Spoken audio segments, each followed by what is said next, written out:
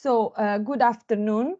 Welcome to our monthly International Development and Innovation Seminar series here at the Open University. My name is Lorena Lombardozzi. I'm a senior lecturer in economics here at the OU, and we are delighted to have with us today Seife Ayele. Seife Ayele is a research fellow at the Institute of Development Studies, Brighton, UK, but is a long-standing friend of the Open University. He's a development economist with over 25 years experience in research, teaching, and development practice. His work focuses on renewable energy, agriculture, agribusiness development, and enterprises development and employment. He is now the principal investigator of the study Renewable Energy Procurement in Ethiopia, overcoming obstacles in procurement from independent power producers.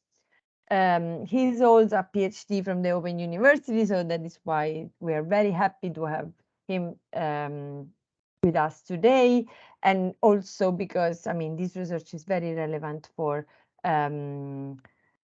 our broader research on innovation and international development. So the title of the talk is The Governance of Renewable Electricity Procurement by Private Suppliers in Ethiopia. And we know that auction-based renewable and electricity procurement has the potential to attract private investment and lower prices, but its design and implementation can be very challenging. Based on Ethiopia's past 5 years' experience, the presentation of Seife will address the practical and theoretical challenges of governing renewable electricity procurement through independent power producers.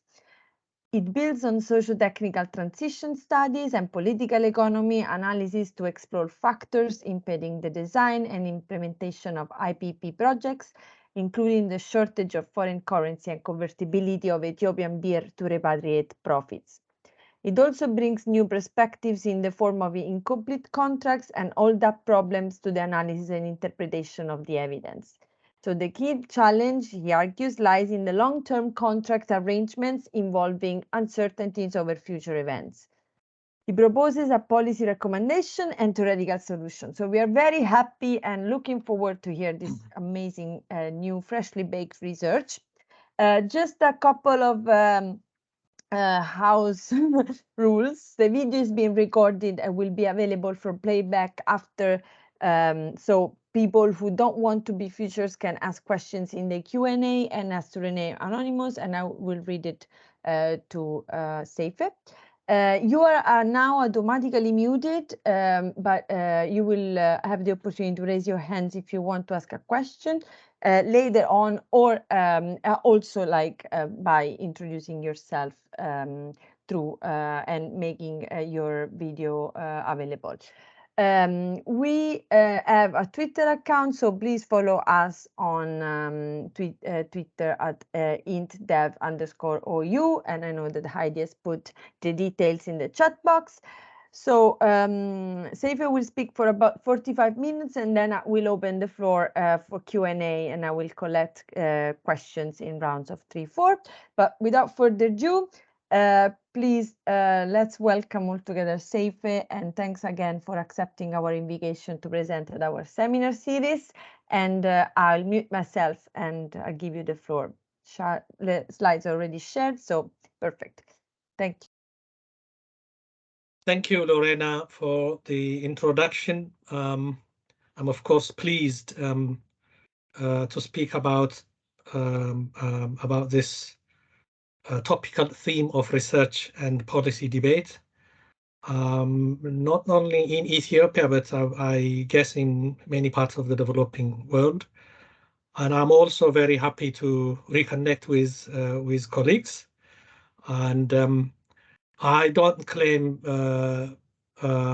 too much of expertise in this area. I know I'm aware a few of colleagues in this call have done significant research on this. I heard you calling Frank earlier, so I'm not the only one who knows about the Ethiopian context in particular. So I look forward to the interaction after the presentation and contribution from colleagues as well.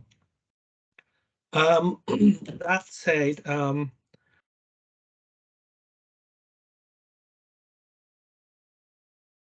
by way of like an entry point into my presentation, I thought this two photographs and the figure on the right-hand side provide a kind of context and entry point to the conversation. The photo on the left-hand side, the first one, is a pointer of source of energy in Ethiopia. Over 80% of energy, heating, light in particular, comes from biomass, firewood, agricultural waste materials, and the likes.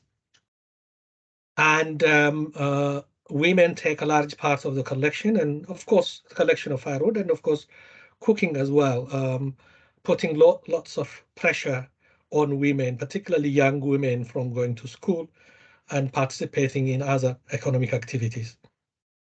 And the photo in the middle is the Great Ethiopian Renaissance Dam, very much talked about in the media related to water politics, geopolitics, and all of that. But I'm not going to talk about GERD here, but only to say that electricity in Ethiopia is based on hydropower, by and large. 90% of production comes from hydropower.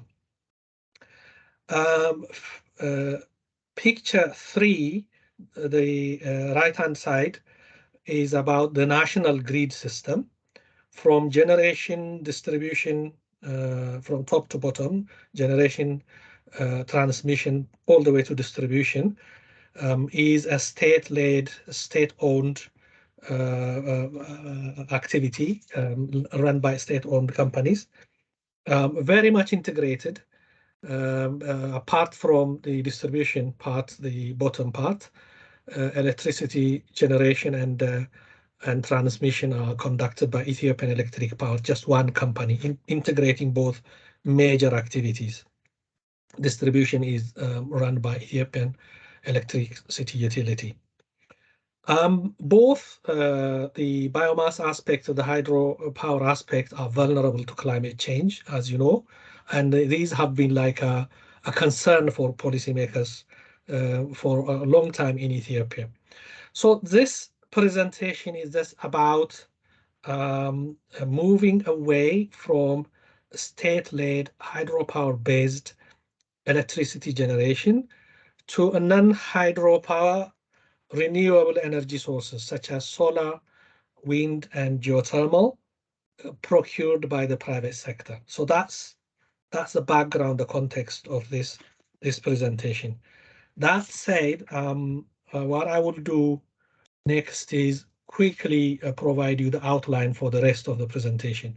I will further give you a little bit more introduction, then set the context in the theory and practice on renewable energy reforms and transition, going into a brief highlight on Ethiopian electricity industry, the political economy of it.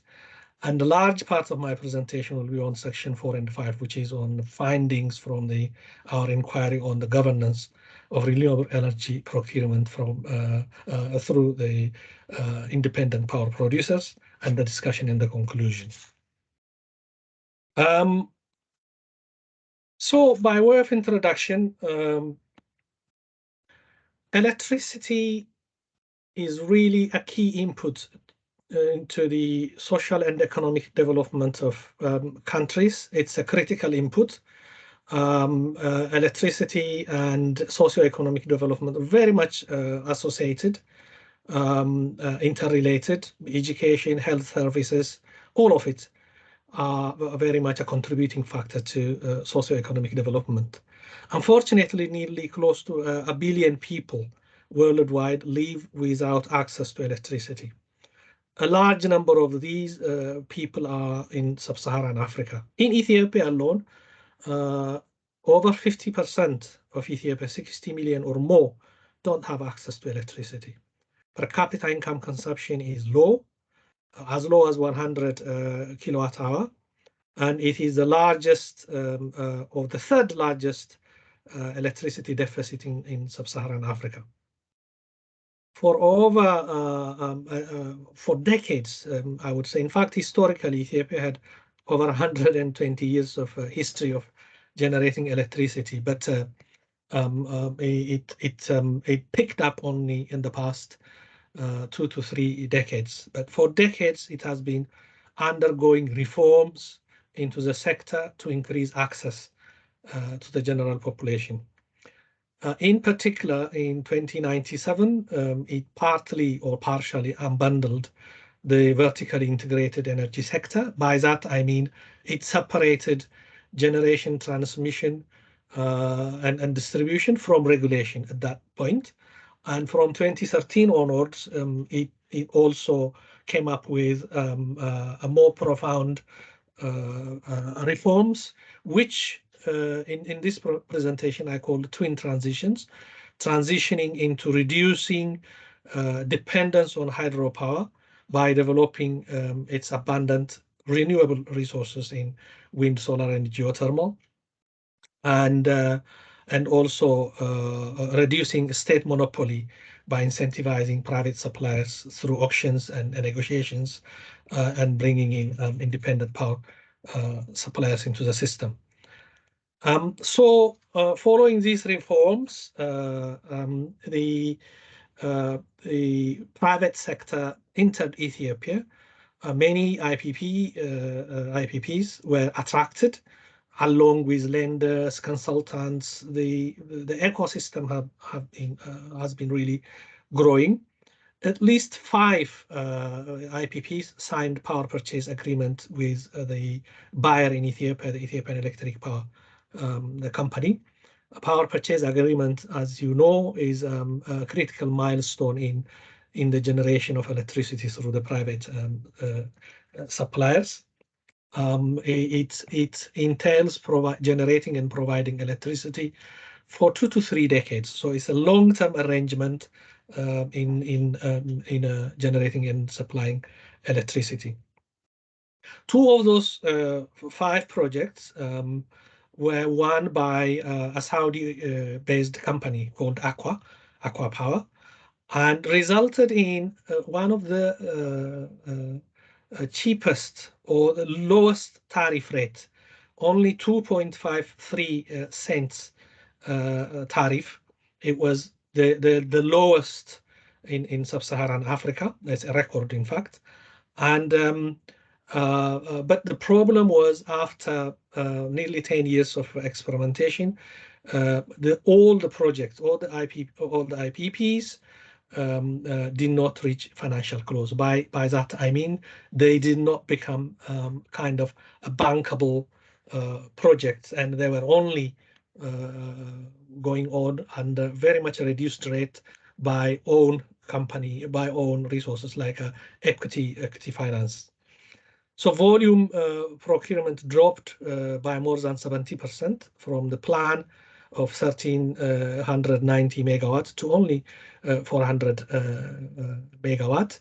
But all of this in the like a big picture of it falls short of plan to increase power generation capacity from most recent 4,500 megawatt to almost 20,000 by 2030, and reach universal access to reliable and affordable electricity has been a challenge, or that it has become a big question whether this approach will take the country to that level. So the question is, why does Ethiopia, after undergoing such major reforms to attract private investment and into its non-renewable energy sector, finds itself in such protracted and a very much limited process thus far in procuring renewable energy from IPPs?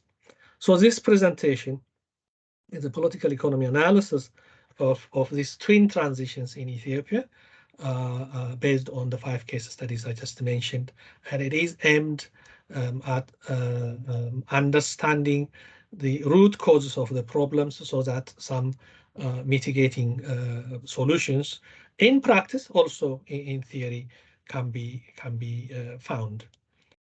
But I would like to make a note here that delays in procurement of IPP energy procurement through IPPs is not unique to Ethiopia. It's been common in many developing countries. Reasons include incumbent resistance to change, some ideological issues in terms of like privatization and commercialization. Some studies highlighted bureaucracy in the systems affecting effective delivery of procurement. But you will see from my presentation, in the presentation, I argue against this negative views of the incumbents. If any, you'll hear me say this as we go through the presentation. The incumbents in Ethiopia were like more enthusiastic in terms of attracting foreign investors, and they are like a smaller player compared to the big multinational companies coming to Ethiopia. So there was very little evidence of incumbents frustrating transition into renewable energy, at least in the Ethiopian context. So I make an argument, provide an alternative argument, which includes or involves like fault lines in energy planning and coordination and governance, and more importantly, financial market failure and incomplete electricity reform in the country as key challenges for the slow procurement process in Ethiopia. Lorena alluded to this early on. I led this as a principal investigator, this research on renewable energy program in Ethiopia, which was funded by UK government, the Energy and Economic Growth Program. The key question was, what are the main impediments to transition to renewable procurement by independent suppliers? And we used multiple sources of data, interviews, workshops. Overall, we engaged over 70 research participants and significant desk-based review of policies and documents in Ethiopia. So it involved data collection from state and non-state actors, particularly private suppliers, the CEOs, and financial institutions and all of that. Quick note on what we mean governance in here. It is a complex set of state and non-state actors, networks, knowledge structure that that's needed to procure renewable energy, electricity. It is this collective unit that directs and shapes the scope of investment in renewable energy. That's what we mean by governance. So, as I said, a very quick reference to the theory and practice in this sense. You're probably familiar with the debate, state versus market provision of electricity. It's been very topical from 70s, 80s onwards, in the 70s and 80s in the global north in particular. Essentially, however, I have to note that electricity is a private service. It doesn't meet the what we call like a public good criteria, non-rival, non-inclusion, all of that. It doesn't meet those criteria. It is a private service. Since the late 19th century onwards, it's been provided by the private sector, but public provision was dominant shortly after the Second World War and up to the 70s and the 80s. The argument behind that was natural monopoly and and heavy investment required by the state, and all of those justified state provision.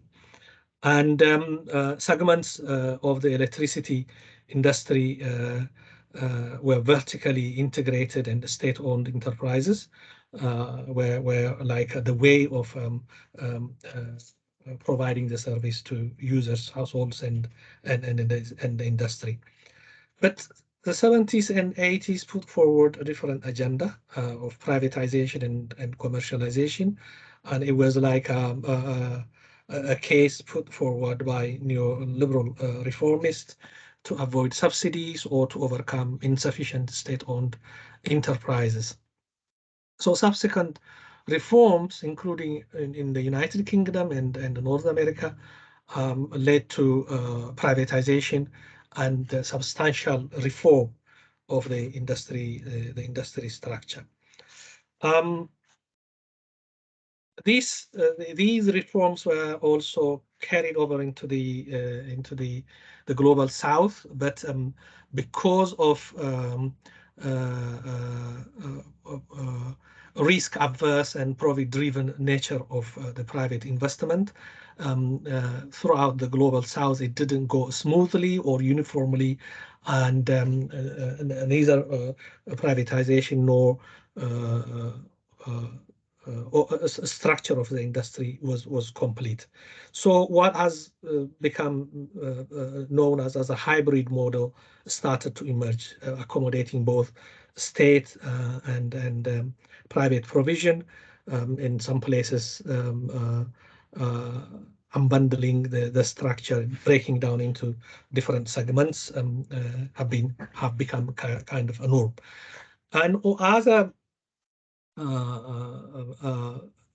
development, particularly technological breakthroughs that disrupted the structure of the industry, were the technical breakthroughs, particularly in low carbon wind and solar energy. These affected the structure of the industry. So it generated the emergence of decentralized systems, the emergence of off-grids, mini-grids, led into the kind of more decentralized system emerging in many parts of the world. So IPPs come as part of this hybrid model. The drivers are improving operational and allocation efficiency. The cheapest provider through competitive bidding processes have been like the justification and the driving force behind IPPs. And of course, increase investment and innovation that promote growth and eventually reduce poverty. If you go to the World Bank site, for example, there is a huge dedicated chunk of the site devoted to PPP arrangement, public-private arrangement, which encompasses IPPs. They come under the umbrella of public-private partnership, and it's been promoted by the World Bank, International Finance Corporation, and the likes. In at least 135 countries all over the world, PPP projects appear, and starting in Cote d'Ivoire in 1990s, early 1990s. Apologies, my data here is a little bit out of date, but at least in 2016, there were over 120 IPPs in 28 countries, South Africa being the dominant in here. So coming to the socio-technical transition literature, this has been pushed by pioneers like guilds, and to show that energy transition into zero carbon energy system takes kind of a trajectory that encompasses what they refer to as a multi-level framework. The three layers: the niche, the regime, and landscape level. Niche being where the innovation sits in wind or solar technology. with regards to, like, within the context of either hydro or coal-fired electricity system. It's like a new initiative or entry into a system as a niche to emerge and grow within a system. The system being the industry itself, which has its own rules, practices, institutions that governs the incumbent actors, and the landscape being at the macro level that provides the political will, the enabling environment for the niche regime dynamics to operate. So a series of studies on this from the from early part of the century onwards showed significant problems, particularly incumbent resistance to ownership change and commercialization, as I was alluding to this at the beginning of this presentation, and incumbent dominance in industry, posing barriers to entry, or even corruption and bureaucracy in this system being as problems for socio-economic transition. But as you will notice later on, as I was saying, the incumbent in Ethiopia is the one that's like in a disadvantaged position compared to the big multilateral companies coming to the Ethiopian system. Now, that said, again, very quickly on the Ethiopian political economy side, Ethiopia is a populous country, the second largest populous country, second largest to Nigeria.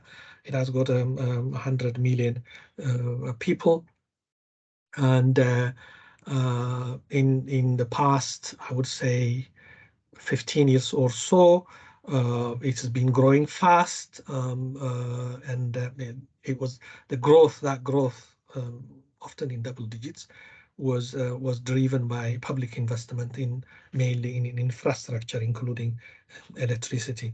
It has abundant and diverse renewable energy resources. Some refer to it like the water tower of East Africa, or the eastern part of the whole region, maybe even second to Democratic Republic of Congo. Ethiopia has got huge water-based resources, and the geothermal, wind, and solar resources. So the balance sheet of this is, I don't need to show you, but it's very much significant in here. But growth in generation has been very slow. In fact, in early 1990s, it was only about 380 megawatts, which reached around 4,500 in 2021. But no less than 50% of Ethiopians have access to electricity. It aims to achieve the universal access, the SDG 7 by 2030, but this commitment or this ambition requires huge multi-billion investment and further reform in the industry. As we speak, apart from IPP, which I will come in a moment into, the industry is very much guided by the Ministry of Water and Electricity. It has significant departments within the ministry, but also governs the companies, the industry companies, the Ethiopian Electric Power, which as I said, which is in charge of both generation and transmission, and also the Ethiopian Electric Utility, in charge of distribution, also the regulator, Ethiopian Electric Authority. But when it comes to the IPPs, the governance structure, which is the subject of this conversation here, completely changed. Changed in what ways? The mandate or the governance structure moved, the hub of it moved into the Ministry of Finance. So in this figure, at the heart of this figure is the PPP IPP governance hub. That's how I'm referring to it, which has a national board, which has a director general. The board decides, it's the apex body that approves IPP projects, and the Director General facilitates the selection and procurements of those projects. And just at the bottom of the screen, you have the IPP suppliers. Those are the ones that come to Ethiopia to invest in renewable energy projects. And on the left-hand side is the electricity industry, the likes of EEP, Ethiopian Electric Power, and the Ethiopian Electric Utility. The EEP, or the Ethiopian Electric Power, is actually the buyer or the off-taker of the energy generated. It also facilitated by EEA, the regulator, and of course at the macro level, the political will, the enabling environment is provided at the macro level, at all levels of those IPP governance structure. There is external elements of support from international finance organizations or donors in terms of capacity building to the IPP hub, or even providing guarantees for the operation of those activities within Ethiopia. So for the purpose of this presentation, this is what I refer to the governance structure of IPP.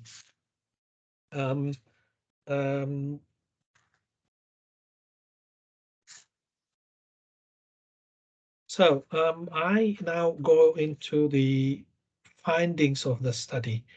So what has happened after nearly a decade of experimentation? So in 2018, the competitive bidding started. Since then, at least this may have gone up by now, but at least 19 IPP projects were approved by the board, and 2 rounds of tender ensued for the procurement of 1,000 megawatt electricity from 8 projects. And as I said earlier, 2 of those projects actually resulted in the cheapest tariff in the sub-region, in the sub-Saharan Africa. And in May 2019, further a second round of call or tender was issued. Prior to that, from 2013 onwards, there were IPPs, but not going through the tendering process, but through a negotiation. 2 of them in geothermal and 1 in hydropower. So those also entered power purchase agreement. The location of the 5 projects are basically around the Great Rift Valley Ethiopia, and even the 2 solar projects at the northeastern part of Ethiopia. This is resource-based, basically, but there are other projects which are not IPP in other parts of Ethiopia, wind turbine and the likes. But 2 of those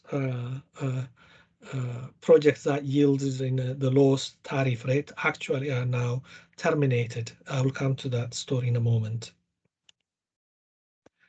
So after this experience, what has happened is, in a short summary, is 5 IPPs committed over $500 million investment in Ethiopia, resulted at least in terms of agreement in lowest tariff rate. Some of them, in fact, all of them, have resulted in a similar outcome. Oh, incidentally, I might have.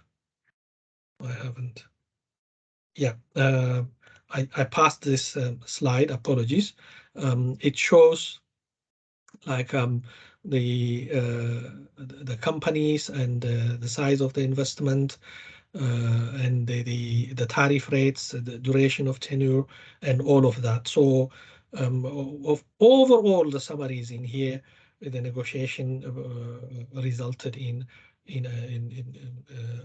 reasonably good tariff rate, but unfortunately, compared to the plan, in lower capacity generation.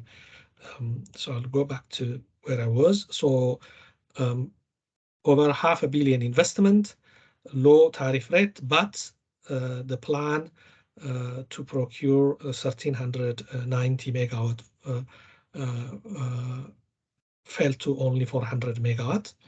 So what were the impediments? Why these projects didn't result in financial close, or didn't really speed up, or even completed and come to started generating electricity?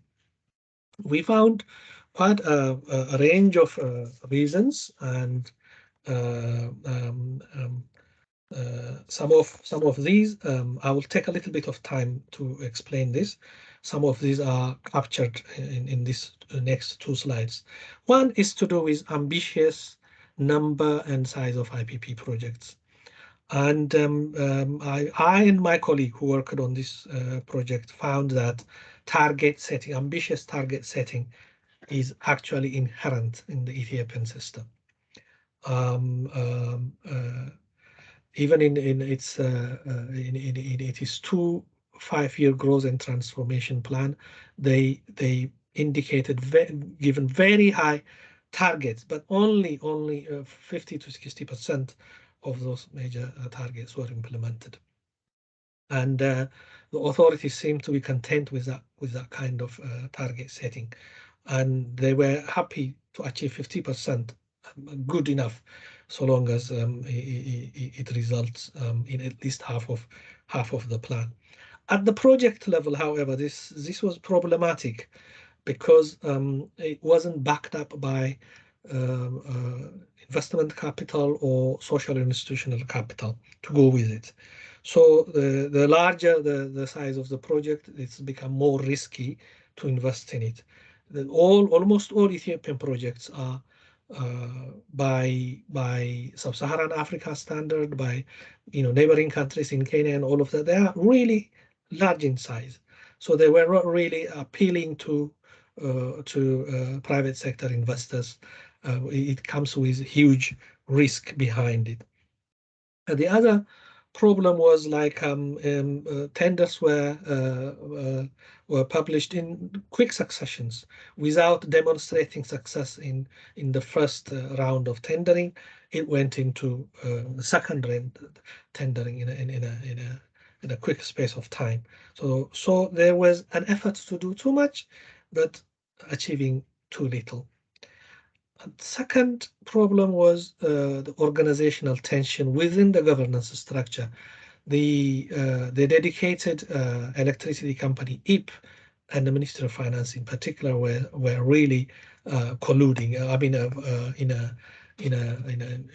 in a tense relationship for a long time, because technically Ethiopian Electric Power knows about the industry, of course, but it felt like its mandate, its power were handed over to the Ministry of Finance, with little knowledge of the industry. So in terms of like engaging with IPPs, they were really at top of knowledge required in evaluating, assessing technical performances, financial performances, and all of that. So there was this tension that delayed the process of evaluating IPP projects within the system, within the hub in particular.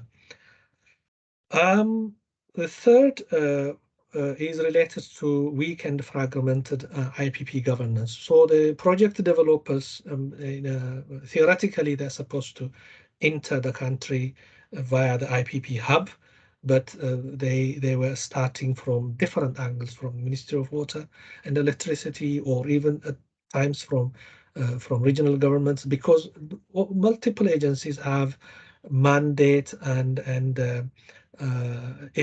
affect entry in one way or another. For example, regional governments have the mandate to provide access to project sites. So there was no coherence, coordination in terms of facilitating the entry process for the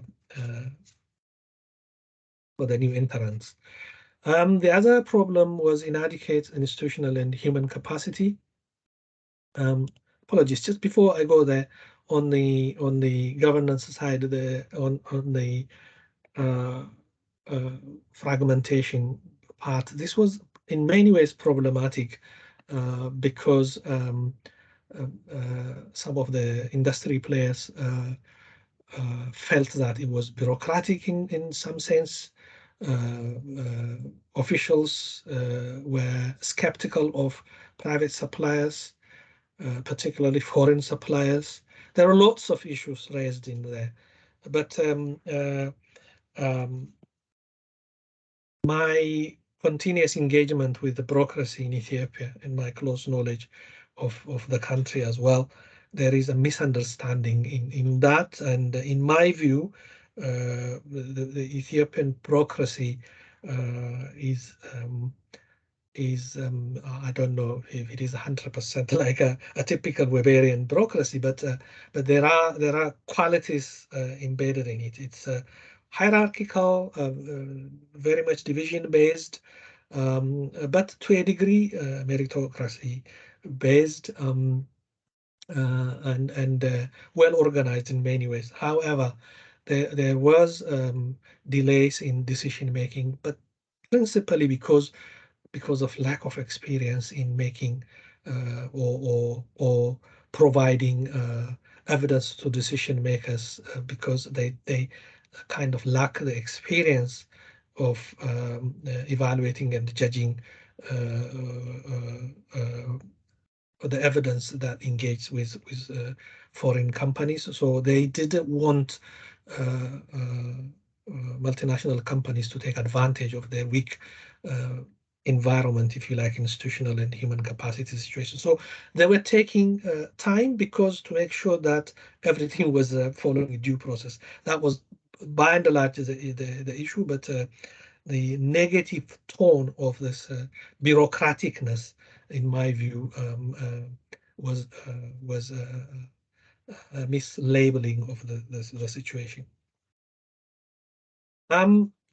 Inadequate human and institutional capacity was a problem, so there was no experience in this in particular, particularly in evaluating projects, financial and technical evaluation, particularly within the IPP hub, was problematic, and competent lawyers, international finance expertise that can match up the big companies that come to Ethiopia was really weak in many ways. This is like only a segment of what we are referring to here, capacity, but the capacity in a broader sense within the entire system was very, very weak. Seife, you have 5 minutes left. Oh my God. The fourth and the main problem is project risk and inability to close projects. This has significant segments, including shortage of foreign exchange currency and convertibility of birr, but also risk to do macroeconomic risk, balance of payment being weak, COVID, internal conflict, all of these put Ethiopia under risk category for investors, and these were like making investors reluctant to come to Ethiopia. But the deal breaker was the shortage of foreign exchange in particular, because the government Ethiopia was like lamenting in terms of providing guaranteeing for paying foreign companies in dollars or foreign currency.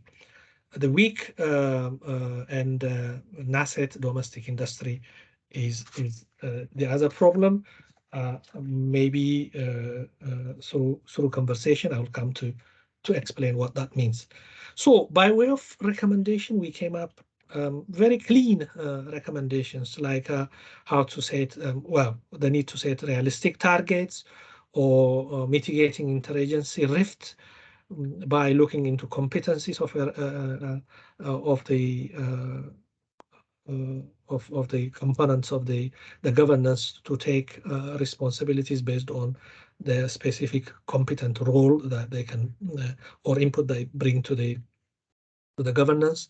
In terms of strengthening the weakness or the fragmentation of the system, we provided like a one-stop shop or effective communication through website and all of that.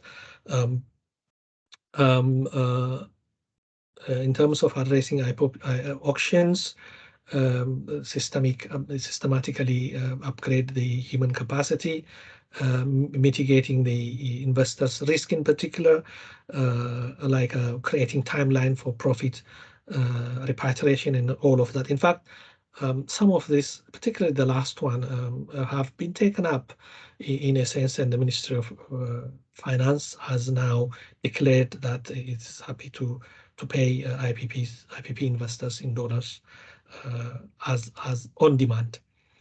But I'm like going into revisiting the challenges and the theory in here. Maybe I'll come to this through question and answer, but as I was saying, the evidence in terms of regime resistance doesn't hold, at least in Ethiopia, and the conversation on state versus private provision doesn't help, because we have seen throughout history both public and private sector can provide electricity, and in PPP forms it's also possible. But review the specifically the challenge around financial market failure, the private sector situation, planning limitations, and incomplete electricity sector reform, and in capacity, institutional and human capacity are really critical areas to look into. I proposed in this paper to take, in order to reach universal access by 2020, I am proposing at least 2 lines of reform. One, the sector reform, and second, and then really important, is nurturing the private sector. In terms of reform, choice of technology, all should be open to different types of suppliers, private, public, private, and also acknowledge the technological breakthroughs which are allowing decentralization.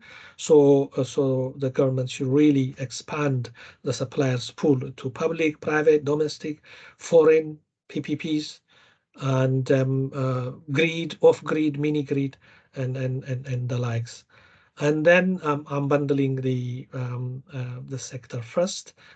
Furthermore, separating EEP, Ethiopian Electric Power Generation, from its off-taker role, as is now. It is the buyer. There is a conflict of interest in there, so that will overcome that problem, and also start from clean slate in terms of creditworthiness of the if this is to be taken up, the off-taker.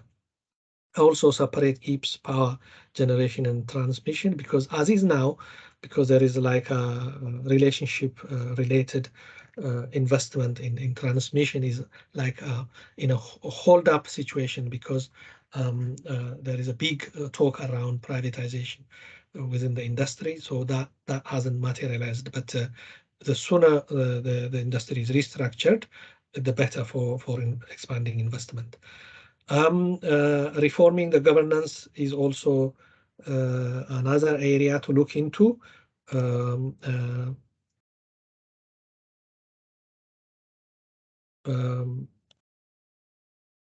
But that's not like the one of the highest for me. But I'll quickly go into the nurturing the private sector there is logic in here, the rationale why green industrial policy in this sector is very, very important. And I highlighted here, like it is a key element of combating climate change. And it's not only weak countries like Ethiopia, but even the UK or the USA are investing billions in this sector. So government intervention in this is justified in many ways. And industrial policy, green industrial policy also promotes competition and economic growth. So bringing other players, domestic players other than IP is good for competition. Also has a multiplier effect or cascading effect, including mitigating the demand for foreign exchange if the domestic industries to expand and to grow, because if components are to be produced domestically, it will reduce the demand for foreign exchange repatriation. And finally, energy is a matter of national security as well. So the government needs to invest in this. As I said, the why is not the big issue, it's the how.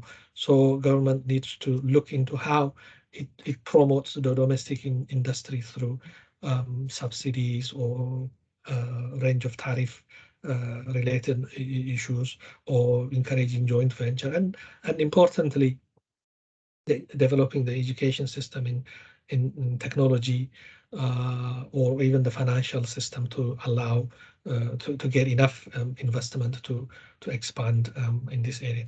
So the message in here, the final message in here for me is IPPs are not or are not, or at least they are only part of the solution to address energy poverty in Ethiopia, but they are not the only solution. So the government needs to look into multiple sources, multiple solutions to overcome this severe situation of energy poverty in Ethiopia. Thank you for listening. I stop here. Over to you, Lorena. Thank you very much, Seife. That was a very comprehensive presentation, and I'm sure there is a lot of questions coming from our very specialized audience. So we now open the floor for Q&A.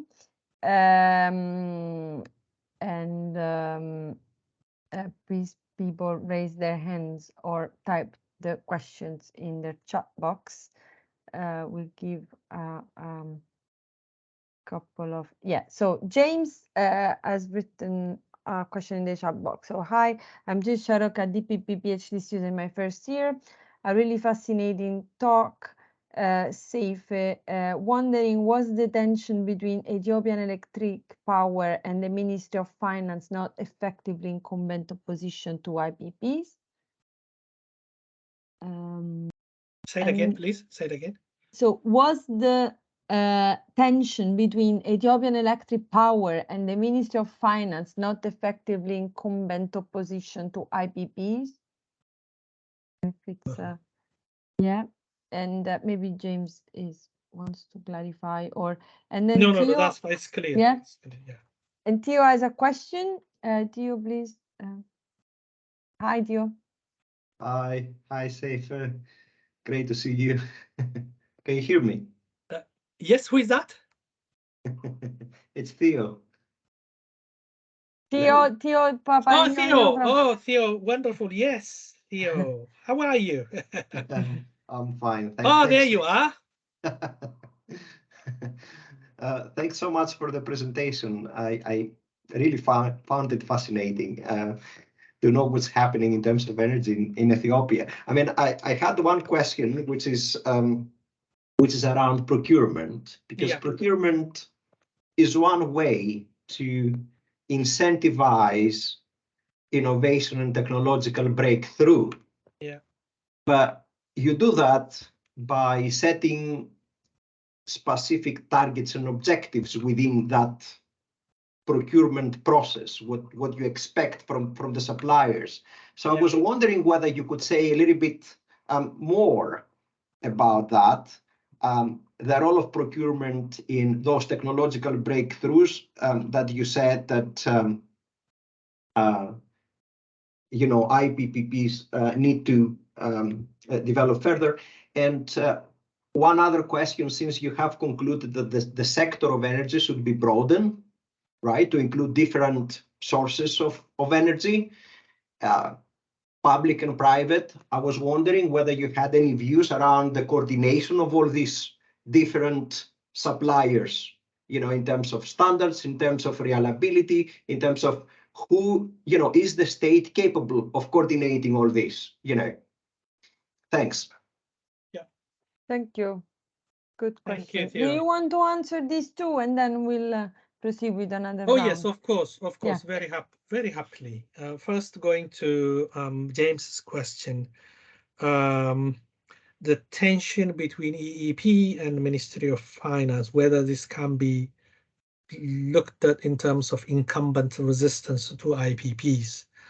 No, it is not. It is like an internal house, kind of within the system issue rather than with the IPPs themselves. So you see, the problem is, or was, still is actually, the arrangement is still there.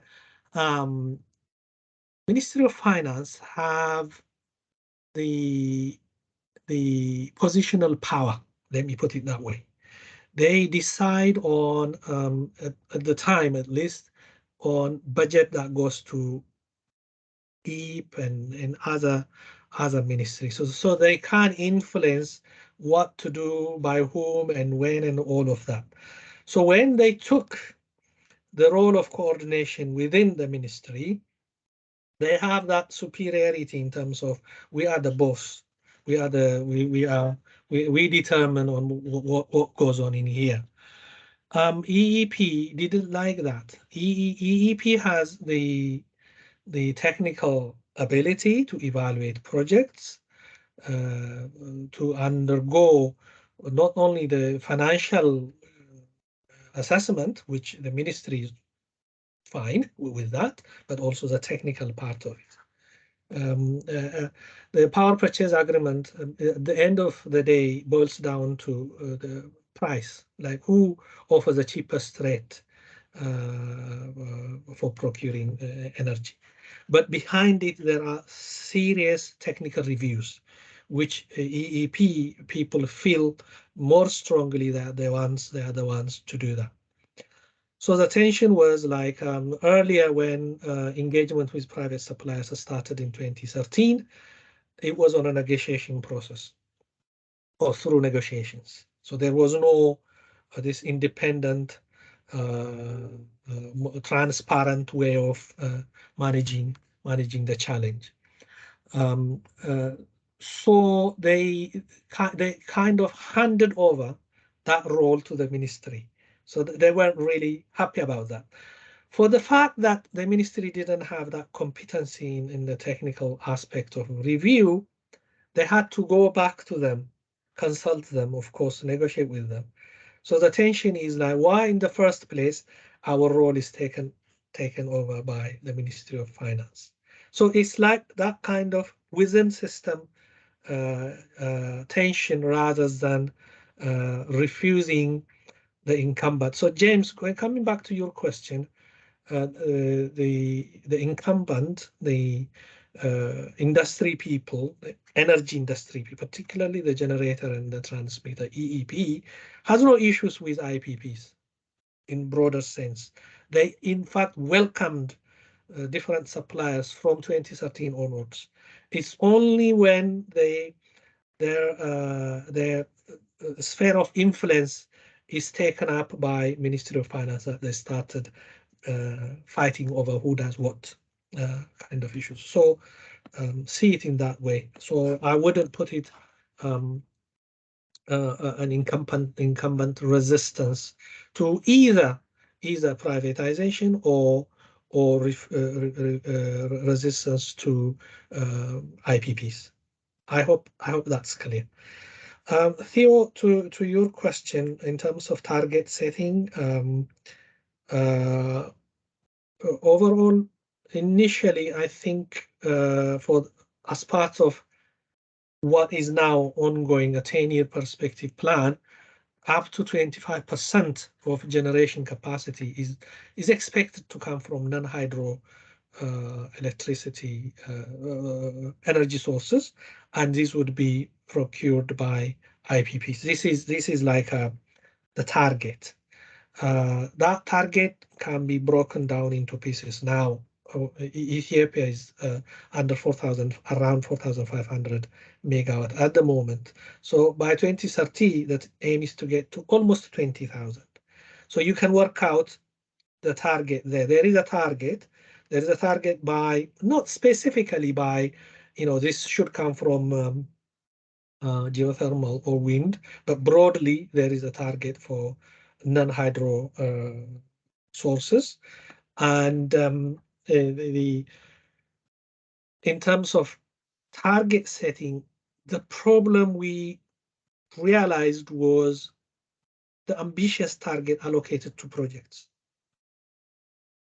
For example, 2 of the geothermal projects started off with 520 megawatts, okay, each. That was like a huge ask for an independent power supplier to do the drilling and all of that, and to set up and on operate. In fact, they have gone through a series of consultation with industry officials to get it down to 150 each.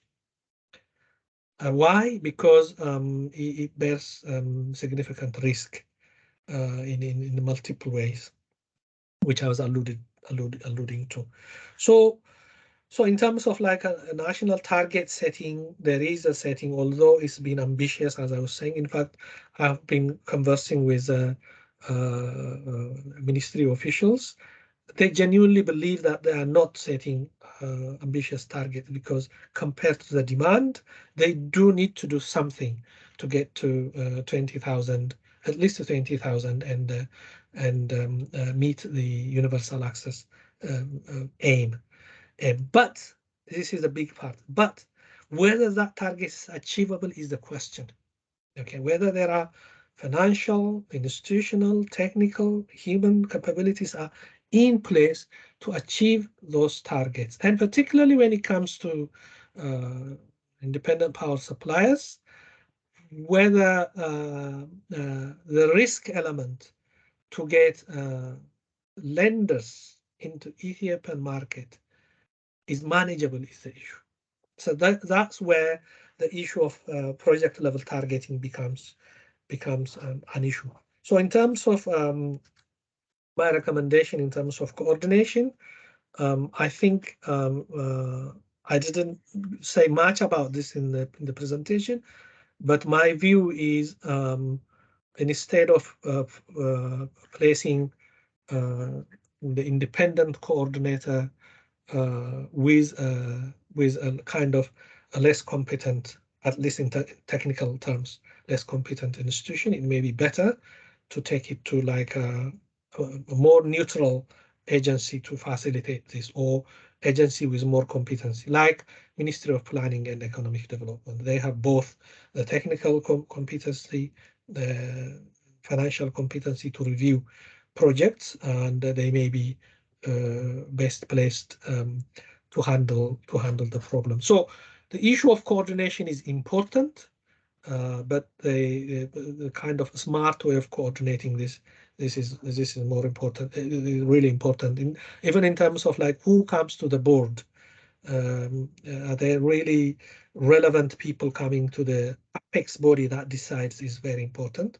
Our study looked into those, in the details of those as well, and we have come up with some suggestions. Thank you. Thank you. I don't know if there is any questions coming from, I don't know, I don't want to point fingers, but there is like people working on Ethiopia. I can see Frankton and other people. In the meantime, I have a question, if I may. So I was going back to a little bit of the theoretical, introduction and context that you presented about the division that neoliberal reforms or market-based reforms have entailed, so in terms of the division of generation, transmission, and distribution. And this is applicable to electricity, but also, for instance, gas. So I was wondering whether you could expand a little bit more in terms of what is the technical specificity of each phases, and what is this separation has entailed in terms of, hampering or enabling, like the expansion on the industry. Because, for instance, I know that I look at my case studies gas sector in Uzbekistan. They went through this reform of separation. So there was a big state-owned enterprises dealing with all the three phases, and now they have three different agencies, dealing with these three ones, and they enable like privatization, especially in the first part, so in the generation process, because this is where the most capital intensive, in like technologies and risks also are concentrated. So I was wondering whether there is any specificity on these three phases that you find in the context of Ethiopian electricity sector and power. Thanks, Lorena. They are not phases as such. They are segments of the value chain. Okay. Okay, the electricity value chain from generation to reach the consumer. Okay, so but they're not like being divided. You have a generation element of it. Yeah. You have the transmission. You have the distribution element of it to get to household level consumption or industry level consumption.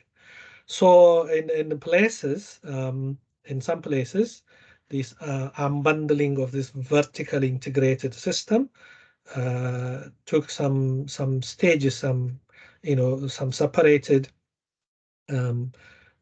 generation, transmission, distribution. In the Ethiopian case, they separated distribution from generation and transmission. Okay, generation and transmission is still within an umbrella of one company. Okay. If you recall from my first slide, the photo about like those three components of a grid system, the top two, the generation and transmission, are still under one company. Okay. But the distribution is broken down into a different company. But for someone really who closely looks into the system, they are not that technically. They are still interrelated in terms of revenue sharing and all of that. Okay, they are interrelated. So the economic logic or the reasoning for is cost efficiency, all those transaction cost logic and all of that. Is that kind of explanation really for the organizational structure that one needs to look into. But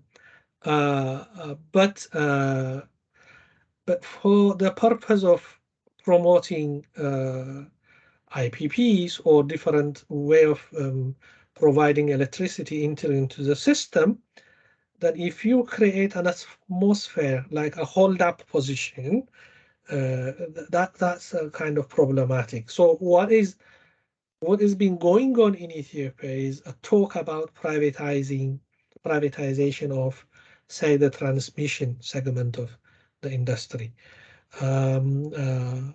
or even the distribution segment of the industry, or aspect of the generation part of it. What does this entail?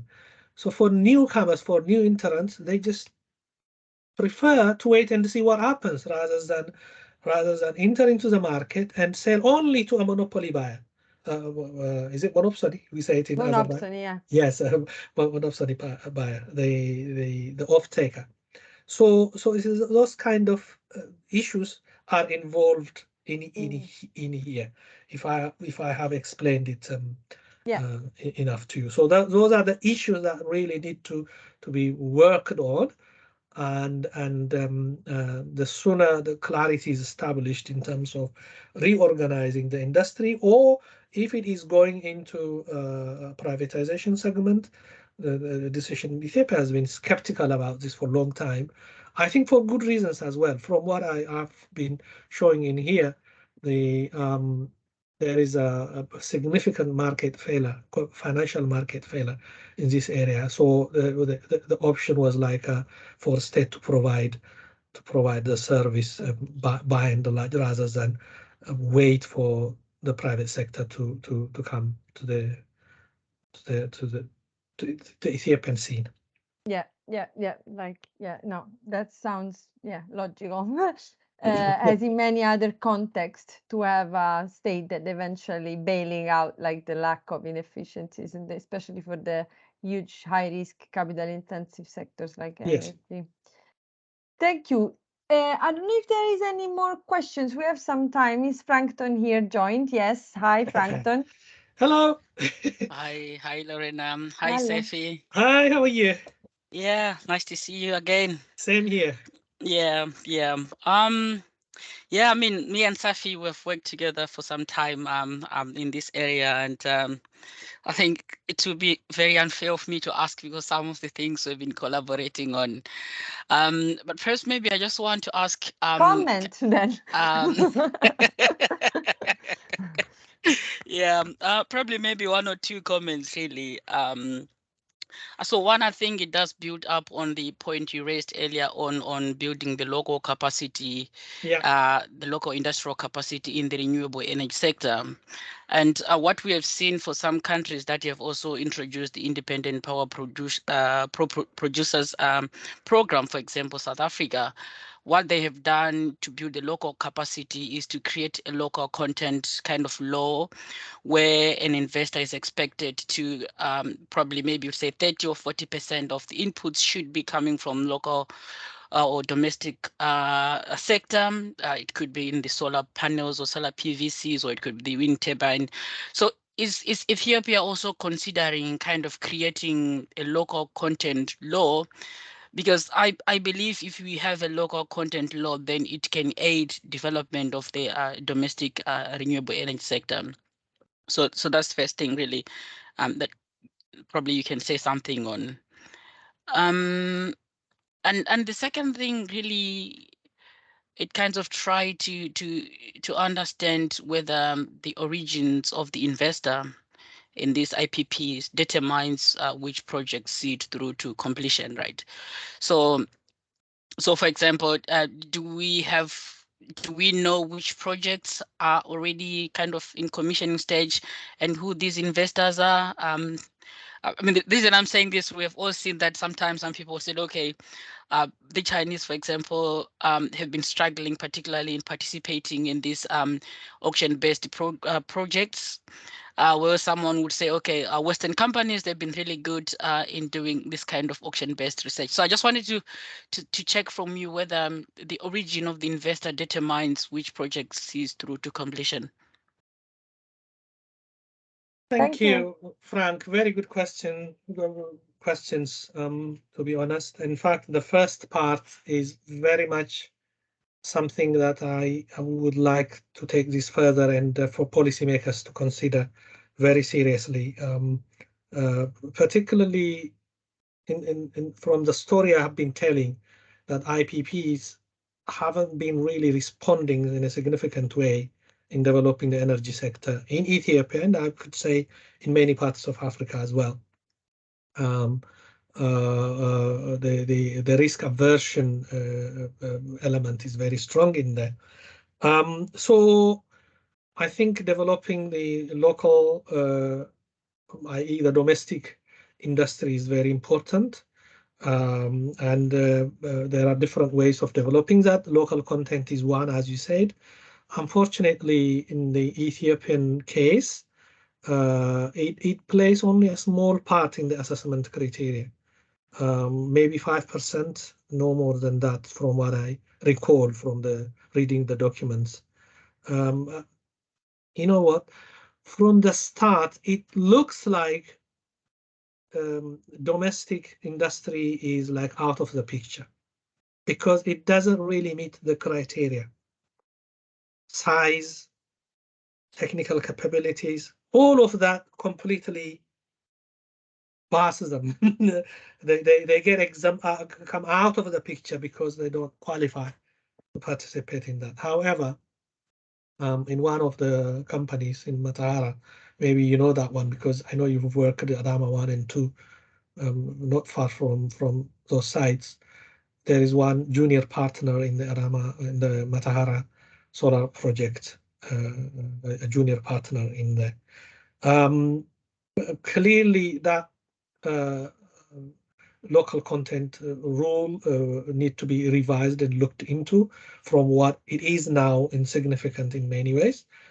But again, it has to grow with the industry as well. Even if you put like a higher margin for if there is no industry for a start, then it's still problematic. It's a chicken and egg thing. So something has to be done. That was why I was toward the end of my presentation, I was emphasizing like the government, the state, to take a big move in developing the domestic industry. China started from nothing, and Chinese industries are now all the top players or at a global level in solar energy in particular, as you know. So it can be done. And as we talk, as we speak, there are that many domestic industries that can even produce basic material for any contribute to the IPP supply chain, if you like.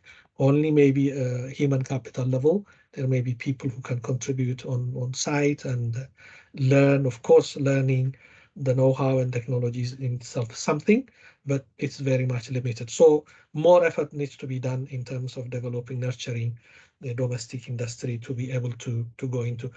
Even more so because the opportunity for decentralizing the system is increasing as we speak. The technologies are allowing mini grids, off-grid solutions, and all of that. So along that line, if you are to develop the domestic industry to take up those activities, so the chances of serving population not connected by the grid will obviously increase.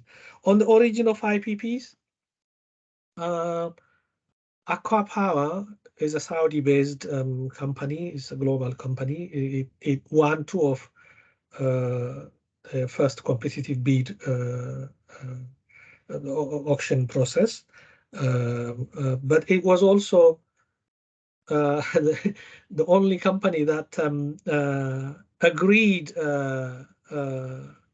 or rather didn't require government guarantee for availing foreign exchange on demand at the start.